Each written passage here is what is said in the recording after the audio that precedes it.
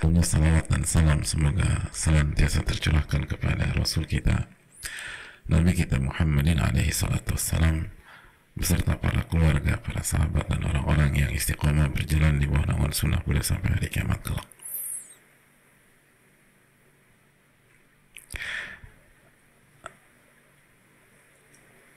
Kita akan masuk ke masih di penghujung bab nafkah,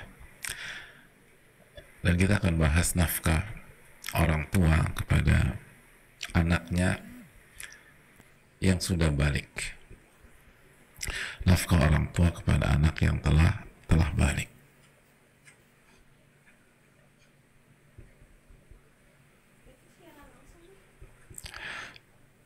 Nafkah orang tua kepada anaknya yang sudah balik.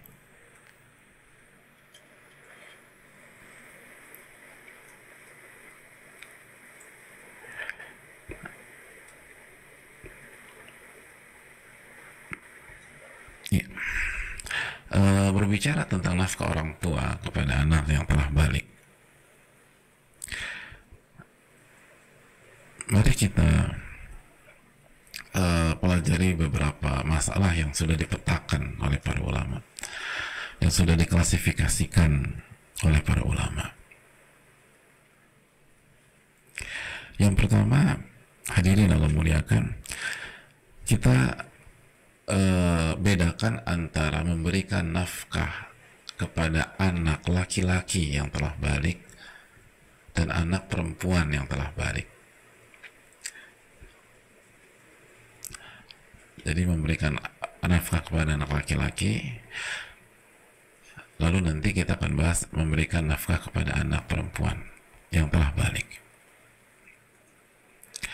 Adapun memberikan nafkah kepada anak laki-laki yang telah balik,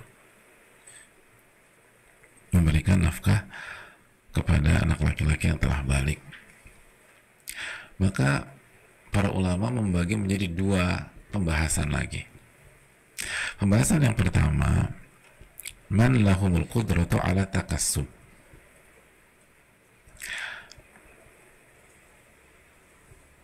Kondisinya anak ini mampu untuk bekerja, mampu untuk mencari nafkah, mampu untuk mendapatkan rizki yang rizki yang halal.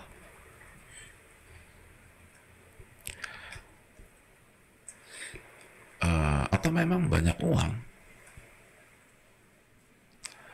uangnya banyak, bisa jadi karena dari kecil udah biasa usaha, atau warisan,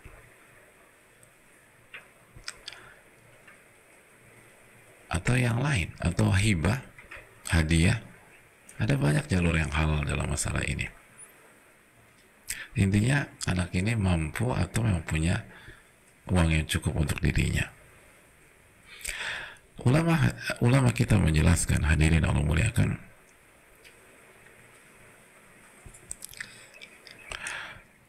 ulama mengatakan bahwa anak yang seperti ini tidak wajib dinafkahi oleh ayahnya. Tidak wajib dinafkahi oleh ayahnya.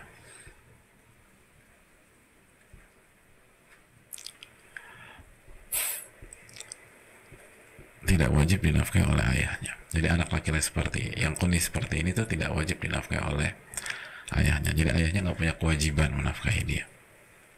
Dan ini kesepakatan 4 ulama madhab kita. Ulama-ulama madhab Hanafiyah, madhab Malikiyah, madhab Syafi'iyah, madhab Hanabilah. Jadi 4 imam madhab dijelaskan sepakat dalam masalah ini. Jadi yang udah mampu, udah cukup segala macam, itu ayahnya itu nggak wajib menafkahnya lagi.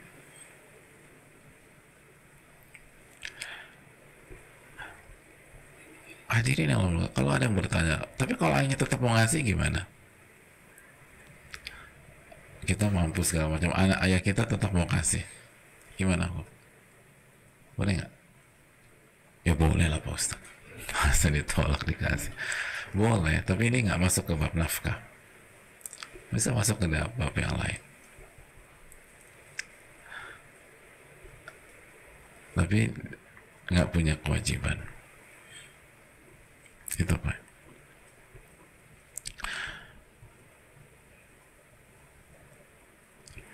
Kondisi yang kedua, man laisa lahum qudrah ala takassub.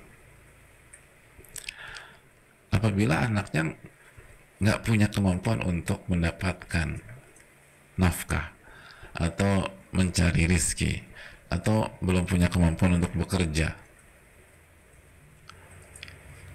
bisa masih belajar dan seterusnya, belum ini, kalau melamar juga nggak ada yang mau terima,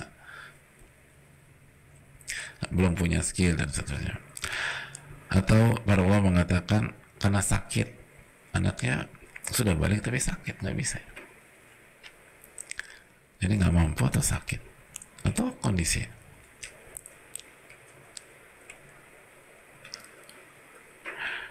Hadirin Allah muliakan. Nah, bagaimana dalam kondisi seperti ini? Nah, udah balik, kita bicara udah balik loh.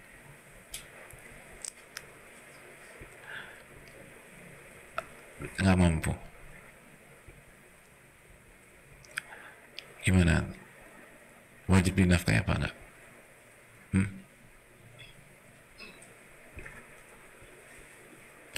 Oke, wajib dinafkahi enggak? Enggak. Jadi mulai hari ini di stop berarti. Salah jauh tuh masa depan loh. Ulama mengatakan tajibu nafaqatul walid ala abna'il dzukur ba'da sinil bulugh idza lam yakun lahum qudratun ala takassub. Wajib dinafkahi oleh ayahnya jika anak laki-laki ini tidak mampu atau sakit walaupun sudah balik. Dan ini keterangan 4 imam madhab, keterangan ulama Hanafiyah, Malikiyah, Syafi'iyah, dan Hanabilah. Kesepakatan 4 ulama dari Hanafiyah, Malikiyah, Syafi'iyah, dan Hanabilah.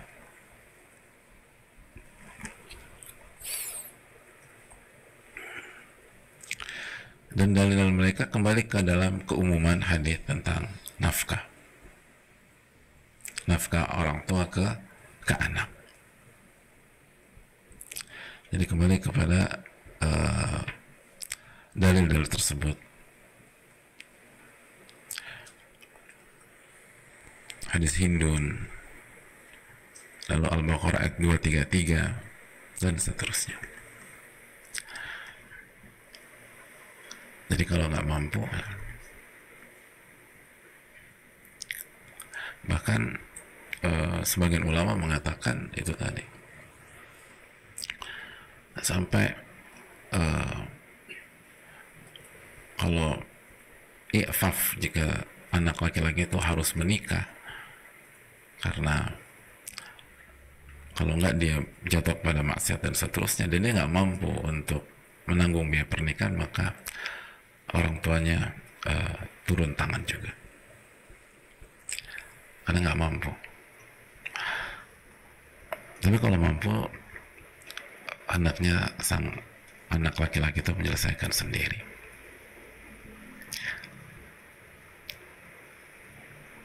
Itu keterangan para ulama kita.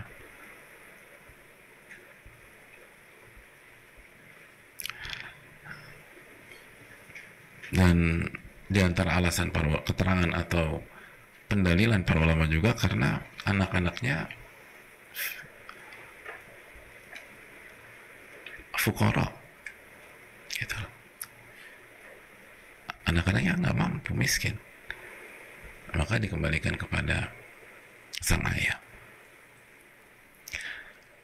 Jadi dari sini kita tahu kalau anak laki-laki dibagi atau diklasifikasi menjadi 2. Kalau dia mampu, nggak wajib dinafkahi. Tapi kalau orang tua mau kasih hadiah dan seterusnya, itu bagus sekali. Tapi kalau anaknya nggak mampu, ajaz atau sakit atau belum punya skill atau ini masih belajar dan seterusnya, maka ayah wajib menafkahi kalau dia nggak mampu.